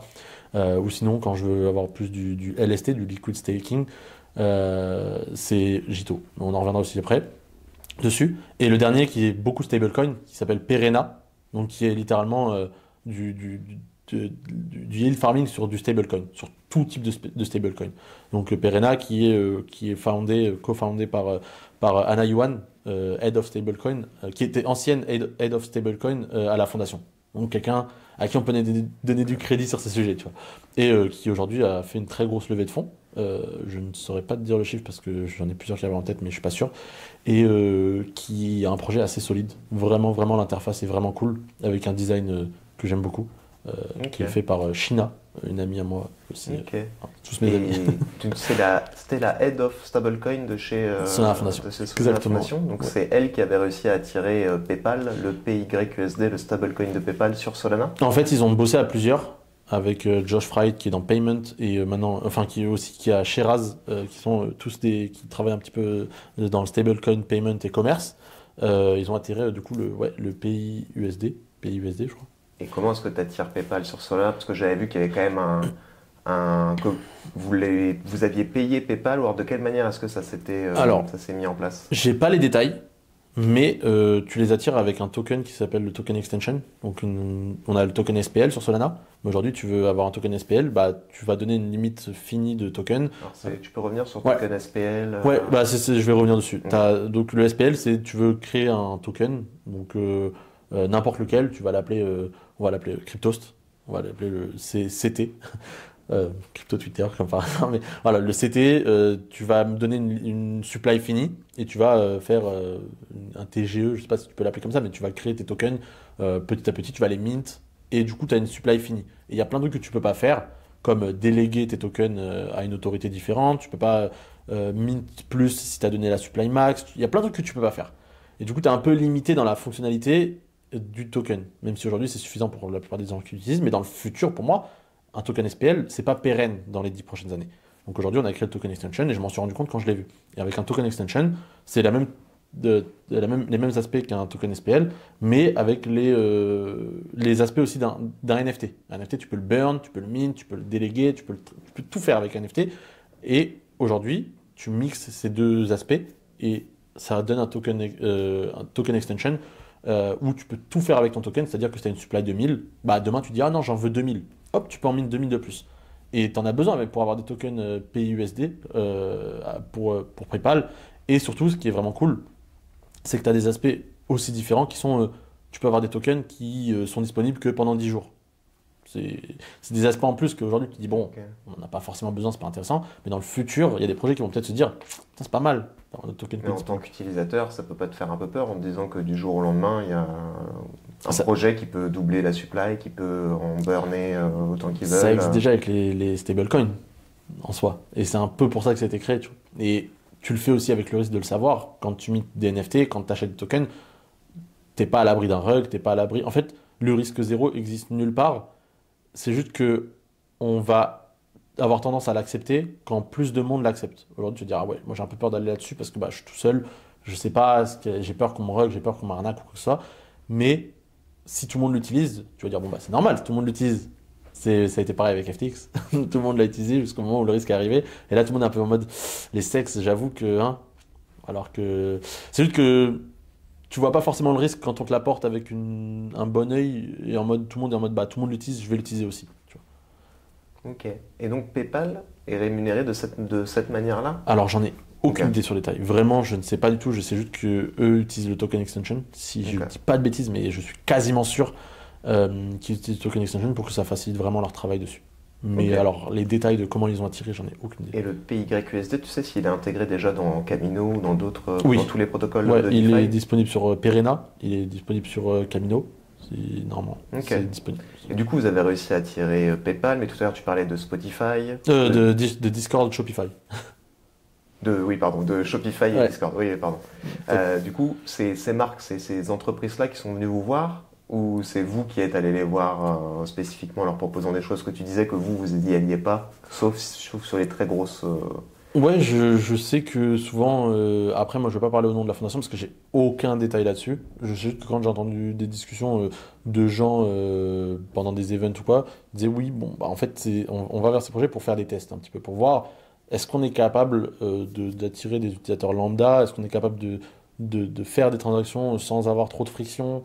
Tu vois, genre demain, si tu demandes à quelqu'un d'acheter un truc sur Shopify et de lui demander d'avoir un wallet, de savoir ce que c'est qu'une transaction, de mettre un sol et d'envoyer à tel wallet, puis de confirmer la transaction, tu te dis, ouais, ça fait beaucoup de friction quand même. Donc on va avoir ce genre de choses avec ces gens-là, enfin avec ces projets-là. Mais j'avoue que j'ai pas les détails, je ne sais pas exactement tout comment ça fonctionne. Mais je sais que dans mon entourage, il y a pas mal de projets qui sont beaucoup axés sur les paiements, qui vont vers ce genre de choses pour attirer plus d'utilisateurs, tu vois. Tu vois, par exemple, je pense à un projet qui est vraiment très bien amené, Inflow, par Dany. Qui qui est un projet de paiement, une infrastructure paiement que moi j'aime beaucoup et qui permet à beaucoup de gens de faire du off-ramp, on-ramp, hyper simple pour les utilisateurs, que tu utilises la crypto ou pas. Ok. Voilà. Et ça c'est trop bien pour les gens qui utilisent le commerce, enfin pour Shopify quoi. Ouais. Et du coup, là, on parlait de PayPal, mais ça s'institutionnalise aussi un petit peu plus, Solana. On va avoir BlackRock aussi qui a ajouté le réseau Solana à son token Build. Là, est-ce que pareil, est-ce que tu as un peu plus d'infos sur comment est-ce qu'ils choisissent ou pas Solana, parce que ça a fait ses preuves, quel est l'intérêt? On va avoir le token qui va s'intégrer, j'imagine, dans toutes les plateformes, dans un certain nombre de plateformes DeFi. Bah, en fait, moi, c'est que j'ai pas d'infos. Il y a plein de sujets où j'ai pas d'infos et que je découvre le jour même, comme pas mal de monde. Mais en fait, c'est mieux pour moi. Comme j'ai dit, j'aime bien être dans mon coin, faire mon travail sur le grand, etc. Ça, c'est cool. Et il y a des sujets comme ça qui sont assez importants. Et je pense, honnêtement, hein, ça c'est mon point de vue personnel, je pense c'est qu'on arrive à faire nos preuves et on n'est pas là pour vendre du vent. Tu vois, quand on dit on va faire ça, on va faire ça au bout d'un moment. En fait, j'ai trouvé que la différence avec d'autres blockchains, et en particulier Ethereum, c'est que c'est pas pour rejeter la pierre sur Ethereum, mais Ethereum, on lui doit beaucoup, hein, on lui doit beaucoup avec les NFT, on lui doit énormément de choses. Il y en a, ils leur doivent leur fortune aussi. Mais en fait, la différence avec nous, c'est que Ethereum, c'était beaucoup, oui, il y a ça qui va arriver, et tu prévoyais en 2027 un nouveau changement qui allait peut-être révolutionner le reste, tu vois, chez Solana, quand on dit il y a ça qui est disponible, c'est qu'il y a ça qui est disponible. Et on va avancer avec, et que si demain tu veux l'utiliser, tu es capable de l'utiliser. Et c'est ça, moi, je trouve la différence, et c'est ça qu'aujourd'hui font les blockchains, c'est que la plupart des blockchains qui naissent, on en parlera juste après, ils te disent, il y a ça qui arrive chez nous, c'est que ça arrive dans les semaines ou les jours qui arrivent. C'est pas dans un an, c'est pas dans 6 mois, c'est pas... Et quand tu as une blockchain assez monolithique, je sais pas si le terme est approprié, mais pour moi, Ethereum est assez monolithique, ça bouge pas assez rapidement. C'est lent, c'est lent. C'est lent dans son innovation, c'est lent dans pas mal de choses. Et pour les nouveaux utilisateurs, surtout dans la crypto, ça avance super vite. C'est compliqué, quoi. C'est pour ça qu'il y a des projets comme Pengu qui viennent chez nous. Du coup, tu penses qu'est-ce qu'il faudrait qu'Ethereum fasse pour se relancer? Parce que moi, j'ai un point de vue qui est plutôt... je voyais mal les institutionnels aller sur une blockchain comme Solana, parce que problème plusieurs fois arrêté, moins décentralisé qu'Ethereum. Ça, tu me diras ce que tu en penses ou pas. Et puis oui, ça a moins fait ses preuves, il y a moins de capitaux, etc. Et donc pour tout ce qui va être RWA, donc tout ce qui va être tokenisation d'actifs du monde réel, moi j'aurais plus vu les choses passer sur Ethereum. Ouais, je suis d'accord. Je suis d'accord, c'est bizarre comme discours, mais je suis d'accord.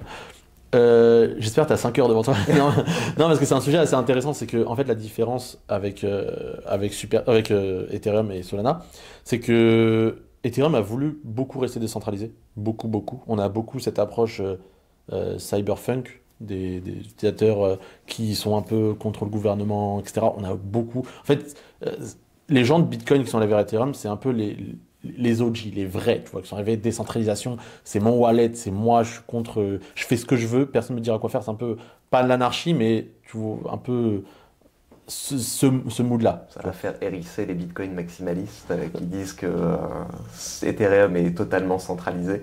Ah bah, et pourtant, moi, je le vois vraiment bien décentralisé. Mais c'est pour ça que, en fait, pour moi, il y a vraiment... Ouais, voilà, c'est un peu le même schéma entre chacun. Bitcoin, pour moi, c'est vraiment quelque chose à part. C'est un monde à part, c'est un truc irreproductible, c'est un alien dans l'univers, tu vois. C'est quelque chose que je trouve fascinant. Bitcoin et t'as le reste. Exactement. Et ça, tu peux que le comprendre quand t'es dedans. Tu te dis, ah ouais, Bitcoin, c'est vraiment quelque chose. Et ça continue à le prouver en continuant, tu vois. Et sauf que Ethereum a apporté quelque chose d'exceptionnel en apportant les NFT, en apportant une utilisation de la blockchain, quoi. Et il y a quelque chose qu'ils ont voulu faire, c'est de se dire... Ethereum, c'est aux utilisateurs. Ils en font ce qu'ils veulent. Et ça, c'est trop bien. Quand t'arrives de Bitcoin, que t'as pas grand-chose dans l'univers du Web3, tu te dis, putain, je fais ce que je veux maintenant. Et c'est moi qui gère. Ça, c'est trop bien. C'est pour ça qu'il y a des projets qui sortent, CryptoPunk, des trucs comme ça, qui sont des trucs exceptionnels. Sauf que on arrive dans une phase où, quand t'as besoin d'institutionnel, tu peux pas te permettre d'arriver et de dire, bah, on fait ce qu'on veut, mais on veut les instituts. On fait ce qu'on veut, mais on veut le gouvernement avec nous. Il y a un peu un truc bancal comme ça où il y a personne, il y a très peu de personnes d'Ethereum qui vont se dire bah, on va aller chercher les instituts, on va aller chercher les corpos, on va aller faire rentrer ces gens là-dedans. Enfin, Non, c'est vrai, il n'y a pas de. Bah, pas au niveau de la fondation. En tout ouais, cas. voilà, c'est là. Plus au niveau des projets qui Oui, ensuite construisent sur Ethereum. Par exemple, jamais on verra Vitalik, je pense, aller exactement. voir Trump, comme ça a pu être le cas avec Exactement. Solana. Oui, parce qu'il y a cette image de oui, on vous laisse faire, sauf qu'en fait, quand t'as pas de leader et quand t'as pas de personne qui va aller mettre le premier pied à l'étrier, ça va être compliqué pour le reste de se dire bon bah vas-y, on a un tout petit projet sur Ethereum, bah vas-y, on va aller chercher le gouvernement japonais ou le gouvernement de UK, tu vois. Sauf que c'est ce qu'a fait Solana. Solana, ils sont arrivés, ils ont dit ok, bah nous, on a besoin d'avoir des gens, on a besoin d'avoir une communauté, donc c'est pour ça qu'il y a Solana Labs qui s'occupe de la partie tech, il y a Solana Foundation qui s'occupe de la partie un petit peu comment la blockchain doit être perçue par les gens, comment la blockchain doit être, quelle narrative on doit aller vers, et il y a ce truc de, on peut plus se permettre d'être partout, en train de faire tout partout, tout le temps, donc c'est pour ça qu'il y a une certaine décentralisation du pouvoir de Solana Foundation, où par exemple on va avoir Colosseum qui va s'occuper maintenant de tous les hackathons, on va avoir Super Team qui va s'occuper des activations régionales, et c'est Super Team qui va aller faire les premiers pas vers les instits. On le voit avec Super Team UAE, Alex Scott qui va directement voir le gouvernement de Dubaï, des Émirats, Cap de Super Team UK qui est parti voir les gouvernements là-bas, enfin le gouvernement d'Angleterre, Super Team à la base avec Cash qui est parti chercher le gouvernement japonais qui est venu dans un call Super Team, truc comme ça. Et en fait on voit que on va aller chercher des gouvernements à travers des branches de Solana officielles, parce que Super Team c'est une grantee de Solana Foundation qui va être en mode bon bah ok, nous on va aller faire les démarches par-ci par-là, mais du coup il y a un coup de boost derrière. Les gars, vous devez aller faire ça, vous devez aller faire ça parce qu'on veut ça. Et pour revenir à ce côté décentralisé, le pouvoir est décentralisé dans Solana, la centralisation de la blockchain, moi je t'avoue que je suis pas un grand défenseur de la centralisation. Peut-être on va m'attraper la veste, mais mes cousins, mes potes, ma mère, ils n'ont rien à faire de la centralisation. Et eux, ils veulent se dire, bah, j'ai envie d'utiliser un truc qui est facile d'utilisation. Moins il y a de friction, plus c'est simple. Donc, on va utiliser des account abstraction, donc c'est-à-dire pouvoir utiliser un wallet avec un compte mail. Donc, c'est super simple. Eux, ils veulent ça. Ils veulent juste se connecter avec un compte mail, avoir un truc qu'ils peuvent utiliser sans payer de frais et utiliser une application. C'est ça que cette Ouais, bien sûr. contradiction. Ouais, c'est comme tout, t'en as pas besoin jusqu'au moment où t'en as besoin. Ouais. C'est là où, pour moi, Bitcoin est vraiment à part. Et Oui, où, exactement. si jamais on a besoin un jour de vraiment quelque chose de décentralisé, Ouais. il y aura toujours Bitcoin, entre guillemets, Ouais. un peu en roue, Exactement. en bouée de sauvetage. Par rapport à sa structure exceptionnelle. Ouais. Moi, je suis fasciné par ça. Donc, Et, et justement, tu parlais de gouvernance, de centralisation, décentralisation, de comment est-ce que les discussions se font. Bah, récemment, il y a eu un débat au sein de l'écosystème Solana sur est-ce qu'on modifie ou pas l'inflation du protocole. C'est-à-dire que là, actuellement, tu te rappelles le pourcentage d'inflation qu'il y a sur le réseau Solana? oula. Je crois que c'est dans les 3 ou 4% par an, si je ne dis pas de bêtises, et ça diminue toutes les X années. Et donc, ce que voulait changer une partie des détenteurs de tokens, ou une partie en tout cas de l'écosystème, c'est rendre le pourcentage variable selon le nombre de tokens stakés. Pour, quand il y a très peu de tokens stakés, ce qui veut dire que le réseau est un peu plus susceptible d'être attaqué, entre guillemets, moins sécurisé, alors on propose un rendement plus important pour attirer des gens pour faire du staking. Et à l'inverse, quand il y a beaucoup de gens qui stakent leur sol, et ben on va baisser le taux d'inflation parce que le réseau est déjà très sécurisé et on ne veut pas forcément qu'il y ait trop de nouveaux tokens qui arrivent pour que le prix du token, enfin pour que les gens vendent et que le prix du token chute. Et donc il y avait eu deux clans un peu là-dessus, ceux qui étaient pour parce que ça allait baisser l'inflation du réseau et donc potentiellement le prix du token allait augmenter, et les contre qui étaient plus oui, ça va favoriser que les gros parce que les petits stakers vont pas avoir les moyens de faire tourner un nœud s'ils ne gagnent pas 3, 4, 5% de rendement par an, parce que ces stakers-là vont vendre une partie des sols qui leur sont redistribués pour faire tourner leur serveur et leur coût d'infrastructure. Exactement. Du coup, c'est bien, tu as donné les deux arguments. Moi, personnellement, j'avoue que j'ai suivi un peu de loin. Dans l'aspect très technique, je ne l'ai pas, donc je ne vais pas pouvoir vulgariser. Mais c'était super intéressant parce que je pense que c'est la première fois où il y a eu des vrais discords dans l'écosystème Solana par rapport à un sujet comme ça. Et c'est vrai que c'est un sujet hyper important. D'habitude, les gens sont un peu d'accord sur les mêmes sujets, vont toujours dans la même direction. Et je parle pas des communautés qui traitent des mêmes coins, hein. Là, je suis vraiment dans les builders, des gros projets Ouais, de parce que sol. ça, c'est pas beaucoup, enfin, c'est pas tant ébruité Non, que ça en dehors des builders, des gens vraiment très impliqués dans c'est ça. l'écosystème. D'ailleurs, on a fait une vidéo sur Cryptos pour ceux qui veulent la voir, on vous mettra le lien en description. Et ben, allez la voir. Et ben, dans ce sujet-là, c'est la première fois où je voyais des gens prendre position et aller dans les débats profonds de ouf avec des gens qui sont leurs potes, leurs collègues, et dire, bah non, moi je suis pas d'accord, c'est pas normal, il y a ça, ça, ça, ça, ça, avec des gros arguments. Et moi, j'ai trouvé ça extrêmement bullish. J'utilise rarement ce terme-là parce que voilà, mais c'est la première fois que j'étais en mode c'est bien parce qu'on a vraiment des arguments constructifs des deux côtés et les deux pensent à la communauté, à l'avenir et à l'infra de la chain. Et ça, c'est bien quand tu dis que les gens pensent pas forcément qu'à leur point de vue personnel, mais on verra, on va revenir sur ce sujet-là parce que c'est important sur la suite. Et il y avait des vrais débats de gros projets, hein, de Helios, de Tolly, de Rage, de Jupiter, de tout le monde, de squads qui ont pris des positions. Où ils disaient, bah nous squads on va faire ça, nous Jupiter on va faire ça, nous truc on va faire ça. C'est hyper intéressant de voir ça et d'avoir les débats. Moi, d'un point de vue personnel, j'étais un peu contre parce que quand tu as des potes à toi qui font tout pour avoir des validateurs, qui mettent leur argent en jeu, qui mettent leur vie de famille en jeu, parce que j'ai un pote qui fait ça avec sa femme, des gens qui se disent, bah moi aussi j'ai envie de participer à ça, et qui se disent, bon bah s'il y a ce vote qui passe, je vais peut-être pas pouvoir continuer, tu vois. Ça m'embête un peu d'un point de vue personnel. Et il y a un truc que j'ai pas réussi à me faire moi-même, c'est avoir la vision de quel sera l'impact du vote s'il passe dans le futur. Souvent, j'arrive à me dire, ok, si on fait ça dans la prochaine année, il y aura peut-être ça comme impact, possible, pas possible, mais j'arrive à me donner une petite image. Avec ce vote, je dois me dire, je sais pas quel sera l'impact. Et j'étais en mode, bon bah ok. Ouais, alors le vote a été. Enfin, c'est pas passé. Ouais, Il fallait 66%, on est été à 62, un truc comme ça, je crois, de oui. ouais, en fait, c'est ça que je me disais, c'est pour ça que j'ai dit, on en parlera après, c'est que les gens étaient en mode tous impliqués dedans, mais il y en a beaucoup qui n'ont pas voté parce qu'ils se disaient, bon bah, si on n'atteint pas le seuil de vote minimum, bah, il passera pas. Et du coup, il y en a plein qui ont préféré ne pas voter que de voter non.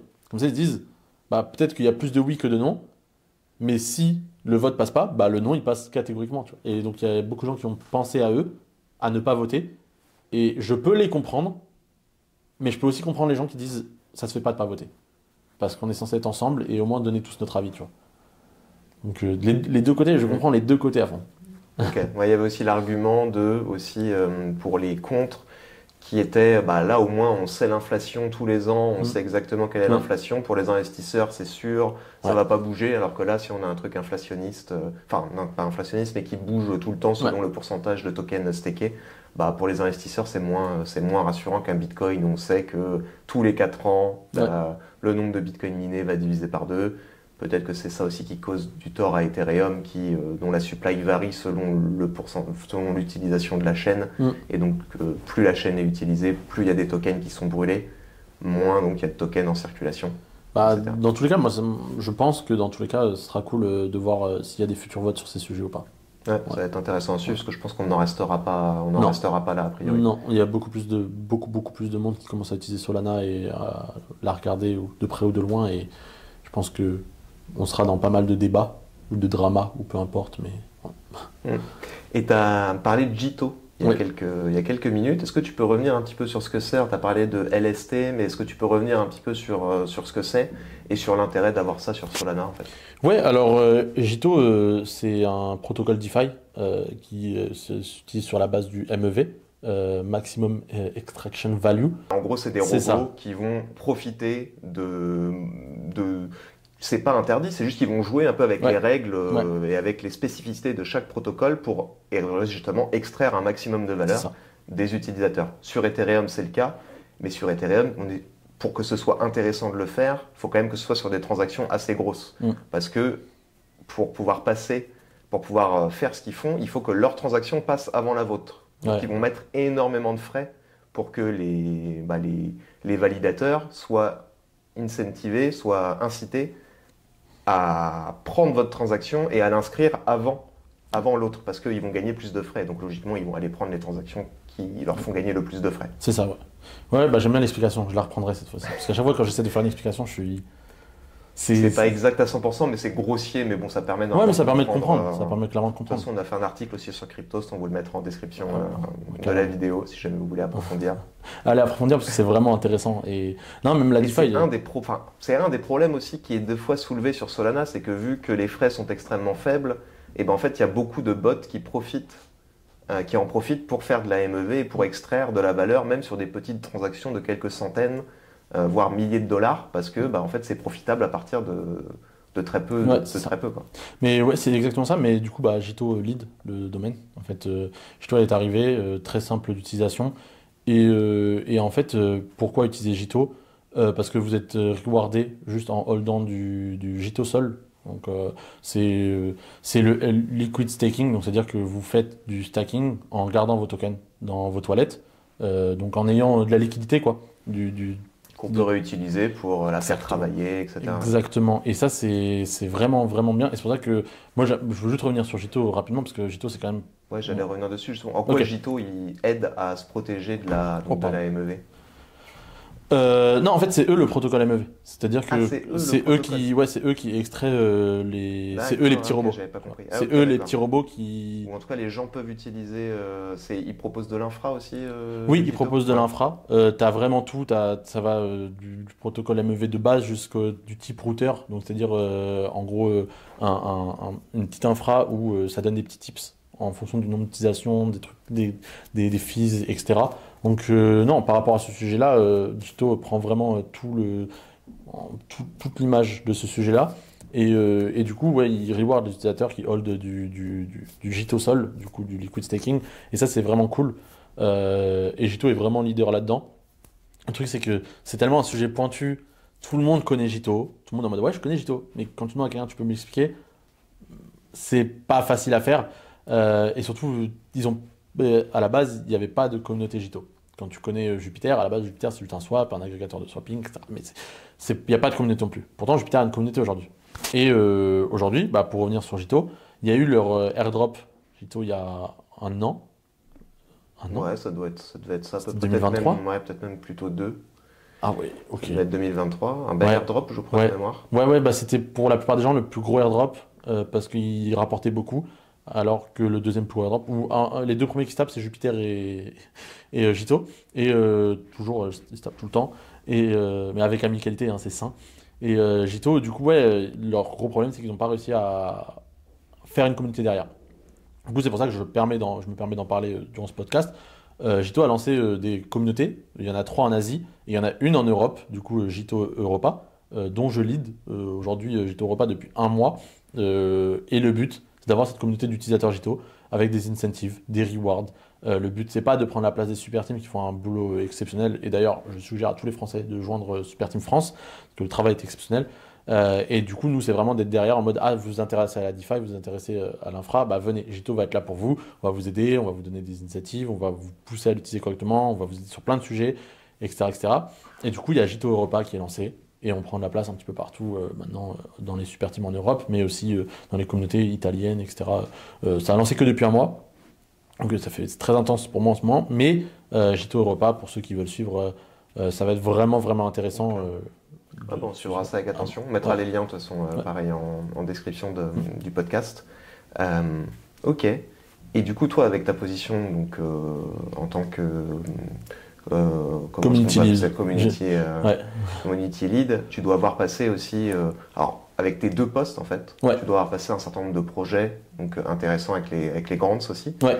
Tu nous as donné une petite sélection de projets avant, mais c'était Exactement. plus axé DeFi. Ouais. Mais est-ce que là, tu as une petite sélection de projets qui sont intéressants à suivre et notamment, je pense, ce que tu as appelé les consumer apps, Ouais. des applications des applications grand public qui pourront être utilisées par n'importe qui, parce que c'est un peu la chasse à la consumer app en ce moment. On a Abstract par exemple, Oui. qui est un L2 également, qui s'est lancé et donc qui est avec pour objectif narratif d'être vraiment la blockchain grand public où n'importe qui peut se connecter juste avec un mail, comme tu disais Oui. tout à l'heure, etc. Qui pour le moment a du mal à trouver quand même un peu son marché, son public.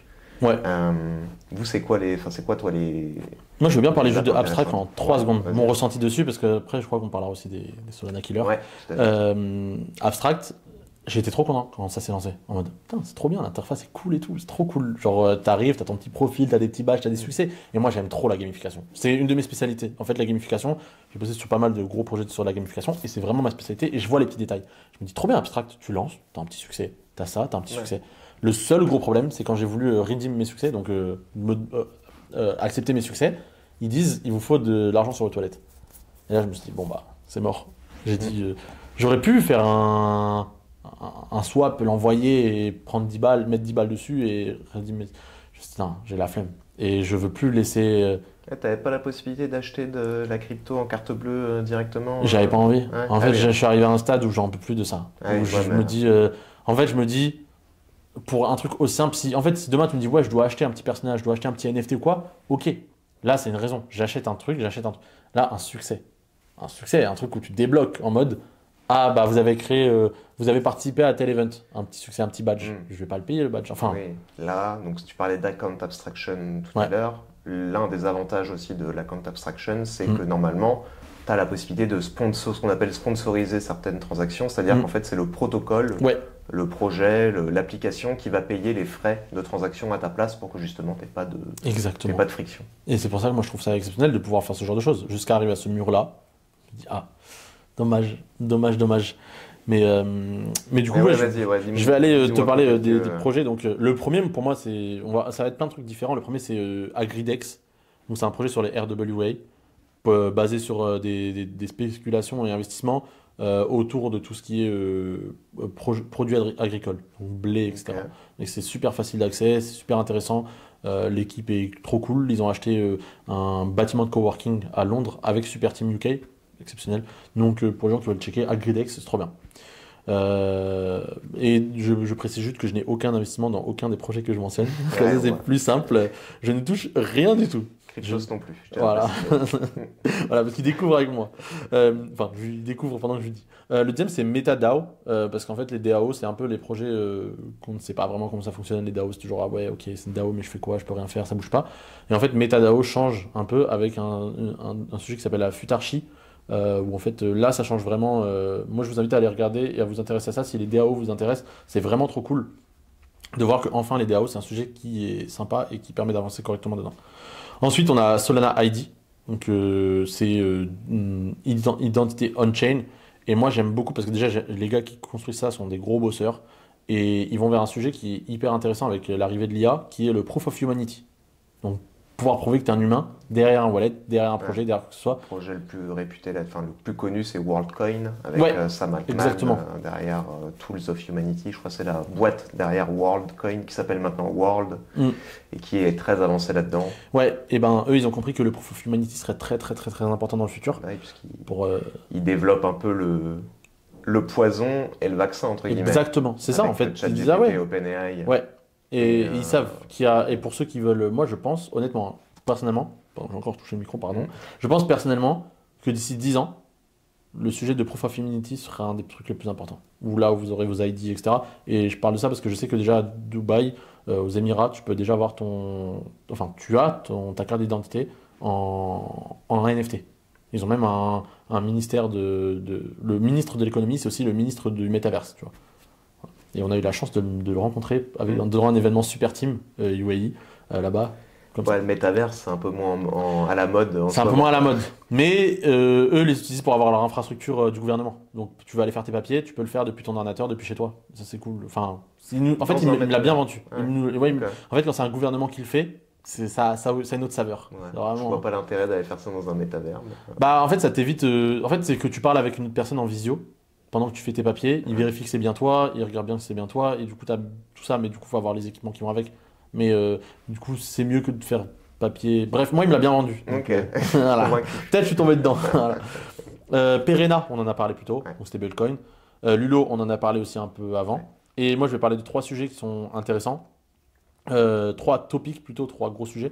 Le premier, c'est DeSci, Decentralized Science, exactement. On a fait un podcast. Encore, je vous mettrai le lien aussi en description. Allez le voir aussi, parce que je trouve que c'est trop bien et que sur Solana, on est en train d'avancer dessus énormément.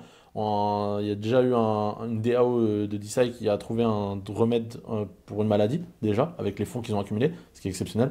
Ensuite, la DeFi, je trouve que pour moi, la DeFi, pour les gens qui viennent dans le Web 3 en général. La DeFi, c'est encore trop un sujet de spécialiste. Et je trouve qu'il y a encore des étapes où les gens devraient arriver et dire bah ok, je veux mettre mon argent là, ça reste tranquille. Comme des projets comme sur Trade Republic, Revolut, j'en dis plusieurs, comme ça on ne prend pas la veste. Mais ces projets-là où tu arrives, les normies, les gens normaux, ils peuvent arriver et mettre leur argent et se dire bon bah ok, j'ai un rendement de tel, bon je suis pas possesseur de ces invests, je suis pas possesseur de ces cryptos, mais au moins tu vois je le comprends et je peux mettre facilement l'argent dessus et faire Un un premier prix à l'étrier. Exactement. Si on veut creuser davantage, on ira creuser davantage. Exactement. Et pour moi, la DeFi, c'est le dernier sujet que j'ai creusé parce que pour moi, ça me paraissait trop compliqué. Et le dernier, sur Solana en particulier, le ticketing. Je trouve qu'il n'y a pas encore de bon ticketing plateforme. On parle toujours de tickets, les NFT, c'est pour les tickets, etc. En France, Je il sais y a pas. Billy. Billy, exactement. qui fait J'aime ça. beaucoup les gars en plus, avec qui j'ai eu l'occasion de discuter pas mal de fois. Et oui, mais sur Solana, il n'y en a pas. Sur Ok. Solana, il n'y en a pas. Donc voilà le sujet sur Solana. Donc, Ok. voilà les projets que j'aime. Intéressant. Et donc on en parle depuis tout à l'heure, mais ces fameux Ethereum Killer, Sui, Aptos, Solana Killer. Solana Killer, pardon, Solana Killer, Sui, Oh. Aptos, Sei. C'est quoi toi un peu ton point de vue là-dessus? Est-ce que ils sont vraiment bons, ils pourraient vous faire de l'ombre? Pour le moment, ils sont encore très loin derrière, ça vous inquiète pas spécialement? Alors, j'ai un point de vue très. Bon, on va aller une par une, tout en allant vite, parce que je sais que ça commence à faire. Je ne sais pas combien de temps, mais je parle beaucoup. Là, ça fait un petit moment, une Ouais. petite heure 15, je pense. Bon, bah, je vais Voilà. finir. Enfin, je sais pas si on a autre chose après derrière, mais Bon, je je sais pense que qu'on c'est. va finir par les Solana Killer. Et ça ben, va être pas finissons très rapidement sur Aptos. Point de vue très personnel, je n'y crois plus. Parce que quand tu as un des co-founders qui quitte le projet, c'est dur. C'est-à-dire qu'il y a des choses qu'on ne sait pas qui sont pas folles. Je parle au nom de Kuga. Je trouve que moi, si j'avais un co-founder d'un projet qui partait, Il l'a fait de manière assez étrange, non? ouais, Non. c'est qu'on n'a pas toutes les infos et tout. Et c'était pour rejoindre autre chose dans le Web 3. Je n'ai pas les détails, mais vous pouvez trouver les informations très facilement, hein. C'était public par rapport à ça. Mais pour moi, Aptos, je n'y crois plus, personnellement. Euh, Sui, exceptionnel. Je trouve pour moi, c'est une inspiration sur plein de sujets parce que pour les gens qui viennent et qui buildent, hein, parce qu'ils sont arrivés dans la même période qu'Aptos, que la même période qu'Essay, et ils ont eu cette chose de se dire, on vient d'arriver, on n'est personne, on va y aller doucement. C'est-à-dire qu'on va pas venir en tant que Solana Killer, on va prendre le meilleur de partout et on va faire en sorte de faire quelque chose d'attrayant pour tout le monde. On veut être la génération 2 de Solana.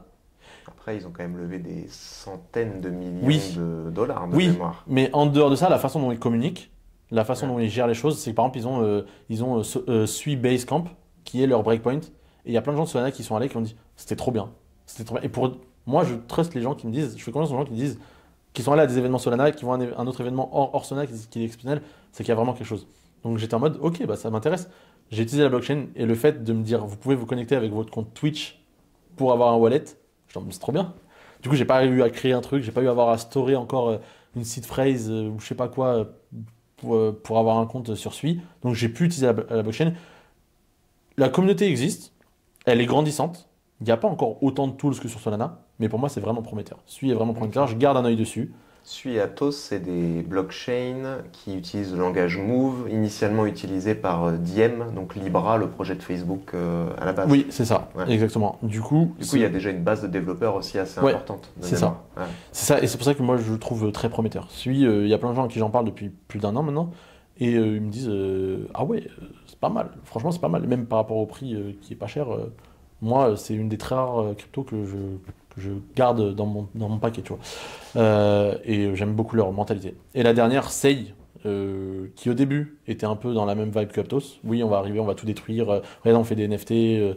Regardez, on a une communauté alors qu'ils n'en avaient pas au début. Ils n'étaient pas axés directement trading, je crois que c'était pas leur. Très NFT, leur moi j'ai narrative. senti. Ah ouais? Ouais, Ok. moi j'ai eu beaucoup, bah, de ma TL, de mon entourage, c'était beaucoup de NFT. Donc j'étais en mode, ah ouais, les gars ils arrivent et ils font croire que c'est la plus grosse blockchain de NFT, alors qu'il y a quand même Ethereum qui est encore là, il y a Solana qui est encore un peu là avec Mad Lads, Cleanosaur, etc., Monkey, etc. Et au final, récemment, ils se sont un peu recalmés, et c'est pas dans un sens négatif ou positif que je le dis, mais ils étaient en mode, bon bah ok, maintenant il faut notre propre direction, il faut qu'on arrive à avancer de l'avant, enfin faut qu'on arrive à aller de l'avant, et j'ai parlé avec eux, et honnêtement, la mentalité qu'ils ont à la Safe Foundation, ça m'a vraiment plu. Et moi, je discute avec eux, avec des très bons amis. Et pour moi, c'est ça, avoir une compétition saine, c'est regarder ce que font les autres, sans vouloir être prétentieux. Moi, je pense que, pour finir sur cette conclusion sur Solana, je pense que c'est ce qu'il faut qu'on fasse, nous, de notre côté. On garde cette mentalité de on veut être les meilleurs, on veut rester les meilleurs sur certains sujets, on veut être attirant pour tout le monde. Et le but, c'est pas de rester sur nos appuis, de se dire bon bah c'est bon, on a tout le monde, maintenant on peut souffler. Je pense qu'on soufflera pas durant les 15-20 prochaines années. Faut continuer parce que si on souffle, il y a des gens qui vont arriver et dire bah nous on souffle pas et on prend la place. Et je sais que Sui en est capable. Tu vois. Quand je le vois, je sais que Sui en est capable. Je sais pas s'ils sont capables de nous tuer, mais ils sont capables d'innover sur certains sujets qui peut-être à mes yeux je le vois pas pour l'instant, mais que peut-être Solana Il avait arrivera lancé une pas. console de jeu aussi. Oui. Alors, j'en ai pas trop entendu parler. Oui. Mais en tout cas, il lance un certain nombre d'initiatives. Oui, et ça c'est intéressant. Et moi, respect. Respect, j'aimerais bien être en contact avec eux. Voilà. Ok. Bah, d'un point de vue, pour voir un petit peu, parce que leur mentalité, je la vois de l'extérieur. Mais tu vois, par exemple, Sei, je voyais leur mentalité de l'extérieur. Quand je les ai eu pour avoir discuté avec eux, j'étais en mode, ah, super, trop bien, tu vois. Et savoir ce que font les autres. Nous, moi, en tant que personne de la Fondation, je regarde ce que font les autres. C'est trop important. C'est trop important de voir ce que font les autres. Tu vois. Ok. C'est comme ça que la compétition se fait, tu vois. C'est une belle conclusion. Voilà. Merci beaucoup en tout cas. Voilà. Et puis on suivra avec attention ce que tu fais et ce que Solana, Fondation et Jito font dans les prochaines semaines et prochains mois. Ouais, bah, n'hésitez pas à me contacter, surtout pour les grandes s'il y a besoin. Je me permets de m'adresser à la caméra. Bon, pour les grandes et aussi Jito au repas. Voilà les deux sujets sur lesquels je travaille. Ok, et d'ailleurs, dernier point avant de conclure, si jamais on veut build sur Solana, donc tu parlais de Colosseum, Ouais, Colosseum, vraiment Hackathon. Et qu'est-ce que tu as des ressources à recommander pour des gens qui voudraient se lancer dans le développement d'applications sur Solana? Exactement, moi je vous dis, allez sur Solana pour les gens qui passent du langage Solidity à Rust. On a un truc qui s'appelle Solang qui permet de traduire tout ça. On a Super Team avec pas mal d'initiatives en permanence. Il y a des workshops quasiment tout le temps. On a Alira qui fait des choses. On a Cryptosphère qui font des trucs avec nous. On a plein de personnes qui, sur l'aspect technique, hein, je parle vraiment sur l'aspect technique, qui permettent d'avancer là-dessus. Et puis on a des personnes qui dans Super Team qui vont vous aider sur d'autres sujets pour avancer sur Solana.